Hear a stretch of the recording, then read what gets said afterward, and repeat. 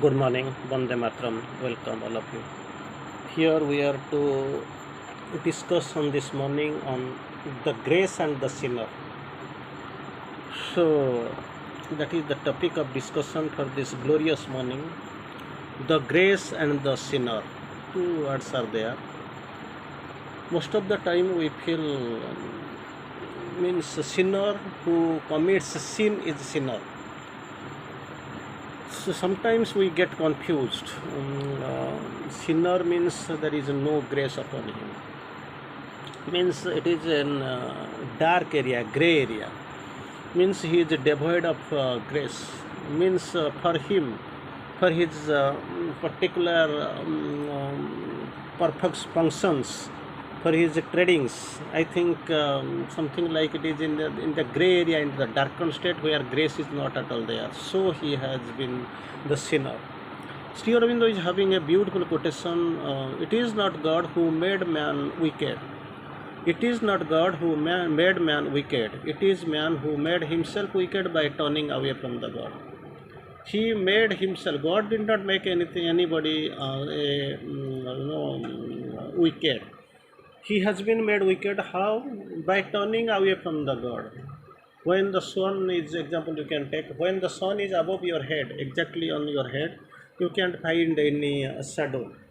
So when you are moving away, you feel you are away from the sun. So proportionately, you will be getting the size of the shadow. That is what really happening. Anyway, so two words are there. We want to discuss on the grace and the sinner. We'll quote it from the mother. Anyway, before quoting on grace, we have in many occasions we have discussed a lot of things. So here at least a couple of things will couple of lines will discuss from Sri Aurobindo on sin, then we'll go for that discussion. Steer in the course, sin is that which was once in its place, persisting now in out of place. Something was there that was in its original place. There itself it was a virtue. Virtue is a good quality.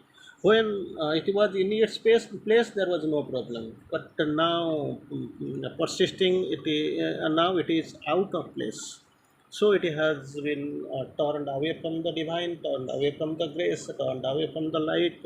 So it has been turned to the point of the sin. There is no sin in man, you are in the course. There is no sin in man, but a great deal of disease, ignorance, and misapplication. So sometimes we feel sin is something different, and whatever these three faculties like busy, ignorance, and misapplication, these are different. We feel sometimes in our so-called our original thinking. But thing is that we must take there is no sin in man, no sin in man, but a great deal of disease, ignorance, and misapplication. Again, here in the goods forward seen disease, ignorance, and the misapplication. These are not at all admitted, not at all actually clearly defined by the average human mind. We have seen, so they feel this is they have taken something like a sin in them. And again, Sri Aurobindo goes on the two contrary terms like sin and virtue, just opposite terms sometimes we they take. Sin and virtue are the game of resistance we play with God. Game of resistance, game of football, game of cricket. Here, game of resistance we play with God in His effort to draw us towards perfection. So this is a game of resistance, resistance that opposes. We play with God in His effort to draw us towards perfection. Anyway, again, Stewart in the course of how can we really tooth the sin he has done, committed a mistake, done a sin, performed some mistake, something like this. So selfishness is only the sin. You must know, because clearly speaking, we don't know what sin really is. So selfishness is the only sin, meanness the only vice. We must know, because we instead of knowing, we think some sin is something. It is something like that they are the sinner. They have committed so many sins and all. But practically known and speaking, Truly speaking, we don't know where really the sin, vice, where hatred, criminality, where really it is actually existing. So for that, here in the course, selfishness is the only sin, meanness the only vice, hatred the only criminality, hatred the only criminality, meanness the only vice, selfishness is the only sin. To hate the sinner is the worst sin if you should not do something. Somebody is caught in sin, mob like they stone, they never caught in sin, some sin because they don't know how he has done something, he has stolen, suppose he is in some illegal relationship with somebody else. How can you say this is illegal relationship with somebody else? Suppose somebody, one lady is ill tortured and all by his husband, always beaten, so many ways he is suffering. Somebody is going to help him, and this is, of course, if something is happen, it is also, of course, law and the regulation. It varies from point to point, from country to country, from race to race. So suppose something is being done, and thing is next, they are taking in a positive sense, and they feel, we are grateful, because they feel like, they are actually, they have done a great job. And in some area you can find this is a great sin. So to hate the sinner is the worst sin. Try to go and ask the conscience, not the rule. Rule is for the outward carry, carrying of this country, of the race. But thing is that you go into the deep into the your conscience and higher. You ask to hate the sinner is the worst sin, for it is hating God, because God is inside him, inside the sinner, inside the virtuous. So if we hate the sinner, it is like a worst sin, for we are hating God, because God is the spark of the divine, the soul. It is His well inside us. Again, the bondage to sin and evil passes away with the passage out of the human desire. As long as they are his desire and the human desire, so this sin will be existing. Evil and sin will be existing, and this evil and sin, this bondage of evil and sin passes away with the passing away of human desire. The end of the desire, end of the trouble. So again, we can take the another reversible definition. When there is end of human desire, there is end of the bondage to the sin and evil. Again, Sri Aurobindo puts beautifully, sin is a trick and the disguise of Krishna. You must know what really it is. Sin and the disguise of Krishna to conceal himself from the gaze of the virtuous. He is playing the tricks. So that is that tricks is played by the Krishna. A trick and a disguise of Krishna to conceal himself from the gaze of the virtuous. Our sins are the misdirected steps of a seeking power that aims not at sin but at perfection. We must not stay more upon the sin, but our present state we will go towards the perfection at something that we might call a divine virtue. That is what perfection, divine virtue.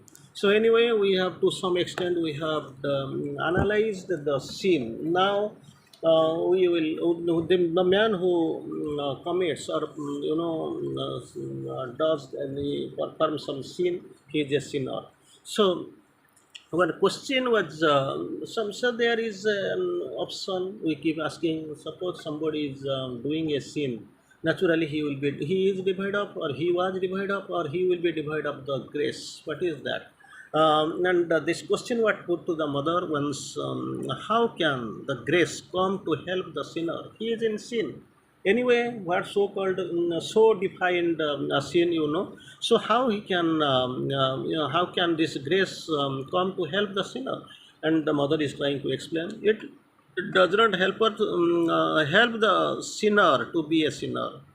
It does not help a sinner to be a sinner.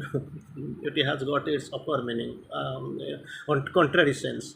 It does not help the sinner to be a sinner. It helps the sinner to give up the sin. That is what. It is the purpose of grace is to give up the sin, not to help the sinner to become a sinner. Because that's what he is doing. Suppose one thief is going to steal, he is asking the God, help me in stealing, being success. Suppose somebody is going to make copy in the class, so he is asking, praying God, that I am going for copying, help me, like this. So it helps the sinner in to give up sin. That is to say it does not push away the sinner, saying, I won't do anything for you. Never, never, never grace proclaims that way. It helps and tells I don't. I won't do anything for you. Never this grace speaks to the sinner. It is there always, even when he is sinning, to help him to come out of it, but not to continue in his sin. That big example, that story, short story I kept telling. When somebody is going to the brothel, to the prostitute every day, and while he is going, he sees one ashram, one man with specifically well dressed and with the sattvic dressed. He is doing some meditation, pranam, prayer and all. So this way, this man, this sinner, so-called, this going to the brothel, a prostitute lover, he is going, and then he is standing at that the point where actually this ashram is coming. He prays, Mother, Lord, why you have given me, you have made me with, you have filled me with such bad images. They see this gentleman, this rishi is doing sadhana. He will go to the heaven. He is doing good. He is working for the entire race, entire humanity at large. But what I am doing? I am doing nothing. Simply, I am going to the sin. I am going to the hell. Just came me, just save me, just bring me out of this hilarious mistake. This is heinous mistake I am doing. This is not hell. This is abyss I am feeling. Please, Mother, Lord, help me, save me like this. And both of them died. On a point came when both of them died at a maybe a single on a single point, and it was found. It is learned that this sinner, this prostitute lover going to the brothel, he went to the heaven, and this man who was performing, this rishi who was performing this rites, puja, meditation, he went to hell. And this man complained, yes, what is this? I kept staying a rishi. I did some brahmacharya. I did some prayer, meditation, and all. I am going to hell, and see, with this road, this man was going to the brothel every time doing the heinous work. How can he go to the heaven? Then there was actually record book was opened, and it was found that this man was going to the brothel but praying, "Help me, the Lord. It is a very bad work, heinous work I am doing. I am going to the abyss. You help me, you save me, you put me out." Then what actually in your point, then you are feeling, what is the point in doing meditation, performing prayer, doing prayer, performing puja, aradhana and all adoration? And he is enjoying with this brothel, this lady love, this wine and all. He is enjoying. So I am here simply nothing. I don't know where the existence of God I don't find. Then how can I be saved? This is the part. So for that, he was instead in staying in the brother's hand, he was praying the God save me, and I am doing the crime, I am doing the sin, I am a sinner. And here you are staying near the divine consciousness, but you are in the really you are deep in the brothel, lady, love, sex, wine, your everything, what is all are actually contrary. So you see, he is going to heaven and you are in the hell.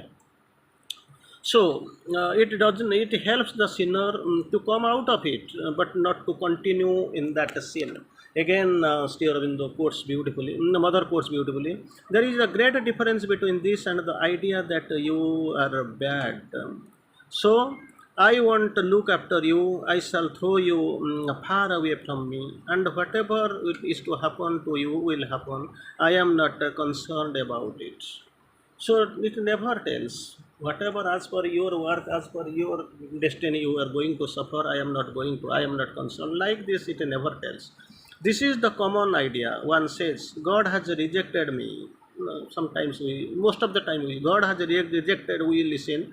We find we are pleased with these words, and we feel it is correct. That the God has rejected me, you know, that is what happens. It is not that.